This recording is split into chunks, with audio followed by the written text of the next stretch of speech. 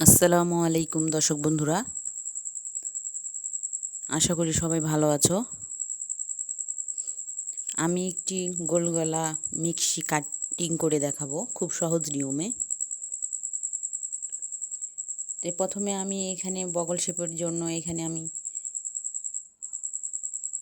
দাগ দিয়ে এটা আমি মার্ক করে নিলাম। এখন আমি এখানে 2 ইঞ্চি পুটের জন্য নিলাম, আর লম্বাটা নিলাম এখানে 7.5 ইঞ্চি। এখানে আমরা একটা ছক তৈরি করে নিব। এখানেও আমরা 7.5 ইঞ্চি নিলাম। 7.5 ইঞ্চি নিয়ে এখানে আমরা একটা এই লাইনের সাথে এখানে আমরা যোগ করে দেব। এই দেখতে পাচ্ছ আমি কিভাবে এই ছকটি তৈরি করে নিলাম।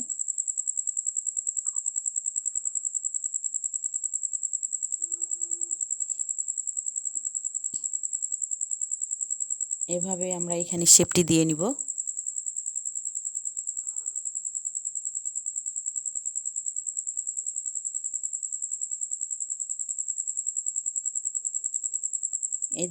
এ দেখতে পাচ্ছ বন্ধুরা, এই পাশটা আমার বন্ধ সাইড।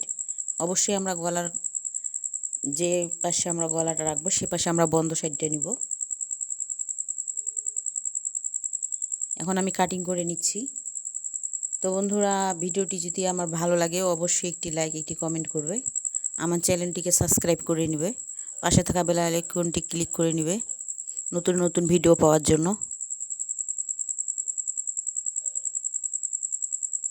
তো দেখুন, এখানে আমার কাপড়টা একটু ছোট বড় হয়ে আছে, তাই এখানে আমি একটু কাট করে নিলাম।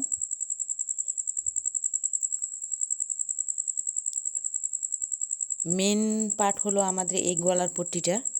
এটা আমরা অনেকেই সঠিক মাপ বুঝতে পারি না।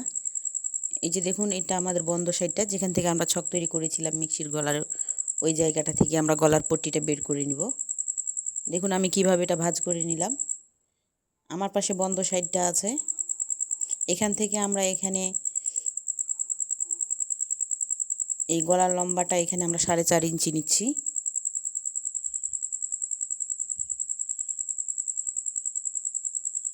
আর পুট গলাটা আমরা এখানে 2.5 ইঞ্চি নিচ্ছি, উপরেও আমরা 2.5 ইঞ্চি নিব।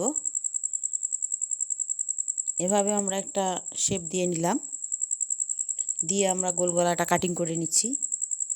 আমি খুব সহজভাবে মিক্সিটি কাটা বুঝিয়েছি।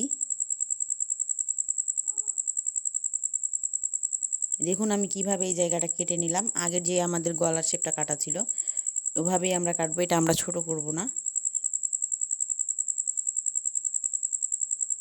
আর আমরা যে কুচি দিব, এই কুচিটা কিভাবে দিব সেটা আমরা অনেকেই বুঝতে পারি না।